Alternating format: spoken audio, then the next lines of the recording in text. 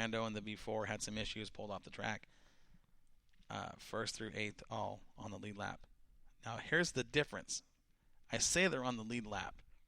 It was close because Kyle Yack was the winner over Rod McCombs, and Kyle had a 4-second lead over McCombs. He won that race by 4 seconds. 4 seconds. Brian Thompson was third. Okay, Craig Castle, Sam Potter, Tony Breakall, Ron Berry, Ethan Landers. Now, that being said, everybody on the lead lap, fastest lap in the field was an 18:07. No. Yeah. 18:070 turned in by Rod McCombs, who finished second. Kyle Yack won, but he was 15.7 seconds ahead of Ethan Landers. So he's looking at the backside of Landers when he crossed the finish line. I mean, Kyle Yack is he's no slouch. No, he's very talented, and he's won a championship, and we know how good, I mean, truly how good he is. He is a very good race car driver. Very patient with Kyle. He's one of those guys that can get in the car and go run 40 laps next to you or behind you and just test you. And he'll sit there and he'll wait for you to make a mistake. And when you make that mistake, you're not going to get another chance because he'll get by you and I've experienced that too. I mean, I'm not going to lie. But, Matthew has been a guy that, we didn't see him last week, but got his first career feature at the Strawberry Cup. And I was in Hawaii. You weren't even there. I wasn't even there. Yeah. Playing around in Hawaii, and your driver goes and wins the Strawberry Cup, man. That had to be pretty cool. I know we communicated via Facebook when that happened, but it was hard. Well, let's talk about that before we get back into this feature. Let's talk about where you were when you found out he won and why and how people were looking at looking at you. Even with me being 2,600 miles away, my mind and my hands still need to be in the race car somehow. So, a couple people stepped up to the plate, and we were back and forth on text, Friday night and Saturday, about the car and everything else. And I'm sitting there at dinner in Waikiki watching my phone. Sitting there going, what's going on? Sending text messages. I'm getting video of the main from one of my best friends. He's sitting there sending me video from the pit stands of the main, and I'm sitting there, and it's so dusty and dirty. I'm going, hey, there's a pink 21. Oh, hey, there's the next car. What? Yeah. And they're texting me, he's leading. I'm going, no, don't mess with me like this. And so they had to send me video. And I'm literally walking down Kalakaua Boulevard in Waikiki. I don't know if you've been there. Kind of down by Hilton Hawaiian Village. And, I'm speed walking back to the car after dinner. I'm going, I've got to get some, if I can move faster to the car, somehow I'll make it back for the main. Right. Make for the finish. No, Joel, it's 2,600 miles away. Right. Ding dong. I'm sitting there and I get this text. He won. And that's all it took. I mean, as I'm getting into the elevator in the parking garage, he won. Now, let me stop you right there real quick. You've got a lot of time invested in this car. You've got a lot of sweat. A lot of effort goes into that car week in and week. You do a lot. Let's be honest. Was there a tear in your eye? Corey, why are you going to throw this out, man? Yeah, I'm not going to lie. I bet there was. I'd have one. I would. I was crying like a baby, and I get the text, and I call Matthew's phone. Of course, Matthew does not answer because he's too busy getting out of the car. He was celebrating. We were talking to Victory Lane, him and I. And so I call my buddy that's sending me the video. I'm like, let me talk to him. Mm-hmm. And I'm sitting there crying on the phone, and just the sheer excitement in his voice. Oh, sure. I mean, he was on cloud nine. I mean, when I started working with him 4 years ago on the old red 05 chassis, right, with the old red 21A, with the and everybody remembers the car had the AR-15 on the side. Mm-hmm. Sitting there, and one of the first words out of his mouth is, "I want to win Strawberry Cup. That is the race I want to win." And over the last couple of years, it's progressed more and more and more. He's gotten closer. He's calmed down. He's smoothed down. The equipment's gotten way better with with the new chassis, right, the new Drager Performance GRT that he's in. And then going into this race, I'm going, okay, dude, go out there and do your thing. And he's sitting there going, but you're not going to be there. I'm like, I don't care. Go out and do your thing. Go drive. That's what you do. Mm-hmm. You don't turn wrenches. I do. Mm-hmm. Go drive. People know how to turn wrenches. You're good. Have fun. You know, and that makes it so much easier on a driver when they don't have to get out of the car and worry about having to fix it. You know, I mean, I kind of been in a situation like that years ago with David Hawks, who was doing a lot of his own work, and then when I was with the late model team that folded, moved over to his car, and Jake and I started doing a lot of work, and David just got so much better. When there's that much that he doesn't have to worry about. Kind of the same thing with Matthew and exactly. you with your hands on the car. And with the technology this year, you know, in these cars now, you don't have to do as much as you used to. Yeah. You know, you can back off a little bit, but we don't. You know, we still treat it like it's the old technology. Sure. You know, it for me, it's a sense of mind because when he gets in that car, he's basically saying, and he doesn't double check what I'm doing. He's basically saying, "Hey, Joel, I'm putting my life in your hands. You go. I trust you." And for me, it's a responsibility. Right. I have to make sure that car's ready for him to go on the track, for him to, you know, to go on the track, to come off the track. That's my goal. You know. Well, it's been working so far. I mean, you guys have been fast. He got a Strawberry Cup to his credit. I mean, first feature win at the Strawberry Cup. That's big. For him to win that race as his first win is just huge. To win that race, period, is huge because there is not a track. There's not a race at that track that holds more prestige. Some people argue the Clare Cup. Now, the Clare Cup's only been around, 6-7 years. Strawberry Cup's been around 50. But you start talking Strawberry Cup versus Clare Cup. In my opinion, me being a modified guy, the Strawberry Cup is the modified race. The Clare Cup, we're going to save that for the late models because that's Claire's deal. Okay, I think it's cool to win a race in Claire's memory. I think everybody wants to. But the Strawberry Cup is something Claire created. That's true. I mean that. And it's just such a huge part of not just Willamette, but the Lebanon community. The whole Strawberry Cup, the Strawberry Festival, even the fans whole area. We get fans that come out to that track for that one race all year long. You look at Bruce Hipple; he pulls his car out for that race every year. Bruce, you might not see him until the Strawberry Cup. Yep.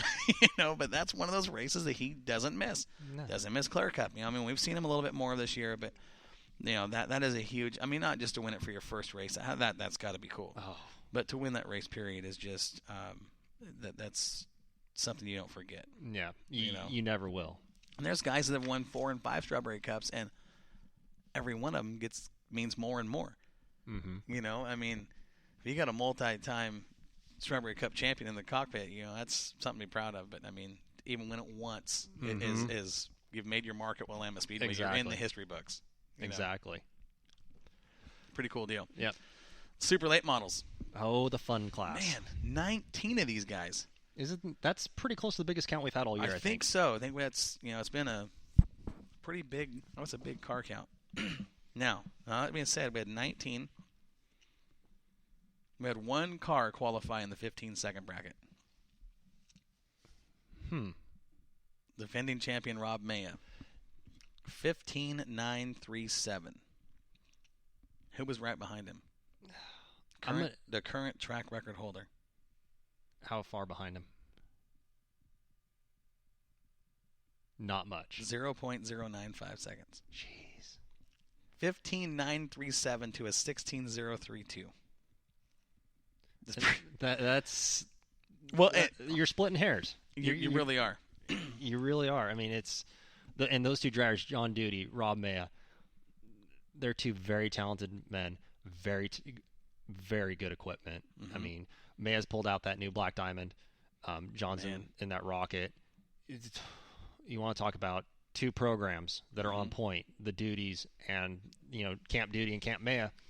Absolutely.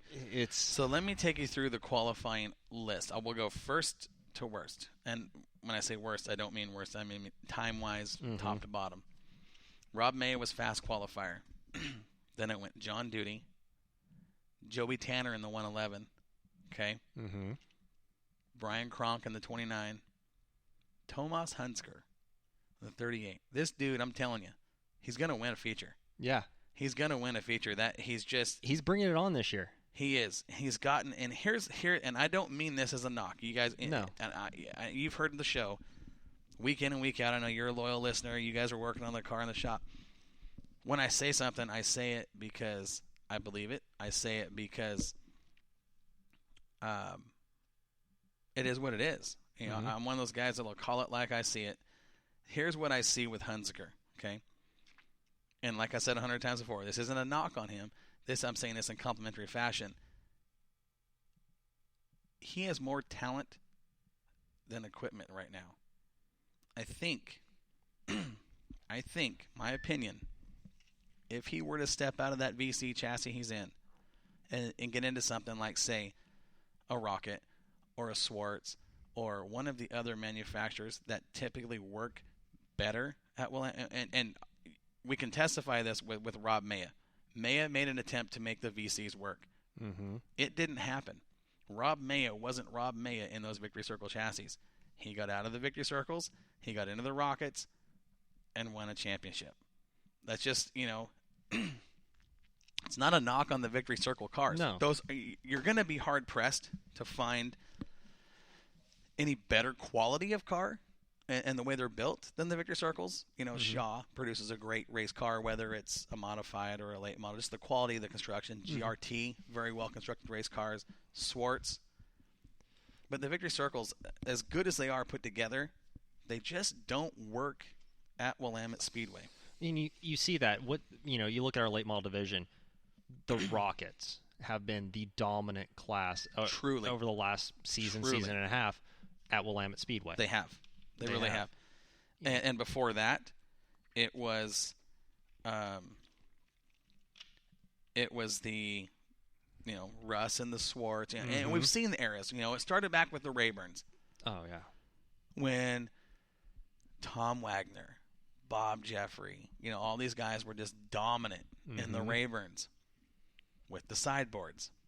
Okay, the Shaw cars were right there with them. We saw Jerry York win championships in a Shaw. We saw Darren Koffel win multiple championships in a Shaw car, and Rob Maya started his career in Shaw cars, and just that was back then. That's what it was. It was Rayburns and Shaws. The sideboards go away, and then we saw a flood of manufacturers. We saw the GRTs, and we saw the Rockets. We saw every other the Masters builds. Every other manufacturer in the sun started showing up and winning races, and he took those boards off, and things got really competitive. Well, look at Darren Koffel. He got out of the Barry Wright, got into a Rocket, and look what he's doing. He's top 3-4 every week. Yeah, I think that Rocket is the ticket at Willamette. I mean, that or the Swartz. I mean, you've got a toss-up. Jeremy Shank is so good in that Schwartz. Right. May and the Black Diamond, the Duty. Justin and John Duty in the Rocket. Well, but that being said, now let me throw a little speed bump in there right there. Okay, so we talk about the Black Diamond May is in. It's a great race car, and I don't think, and I'll say this, I don't think I have ever, and I mean ever, in the 40 years I've been at Willamette Speedway, seen a race car with as much forward bite as that 37 car has right now. You watch him on corner exit, and it's like watching a Top Bueller launch or something. I mean, it's crazy. Okay? It literally, I'm sitting there in the stands when Rob brought that car out to the track for the first time, and it was a practice night. I'm sitting there in the entrance and just watching, just hanging out and watching, and I'm sitting there and I'm focusing down in 1 and 2, and all of a sudden I see this streak out of the corner of my eye, and I swear John Force was taken off in 4. I'm right. It is insane how much forward drive that car has off the corner. I've never seen, and I truly mean this, I've never seen anything like it. I've never seen that much forward bite in any race car at any time as that car has right now. Now, that being said, you need to watch that 29 car of Kronk. Oh, I was just getting okay, there. Because that 29. I'm telling you, that car, you watch him lap after lap after lap, and he is, I'm going to say, probably the most consistent lap after lap after lap after lap. That car with the 525 crate, and it's a Club 29 chassis. I mean, it works together really well, and he has been. And we knew we've seen him win one race already, and I'm going to bet that he wins another one before the season's over. That field of cars, when you're talking the top half of the late models, is nuts. Oh, it's nuts. It is. I mean, with Maya, with Koffel, with Joey Tanner in the 67 or the 111. He's good in either one of those cars. Mm-hmm. Now, his luck in the 111 has been trash.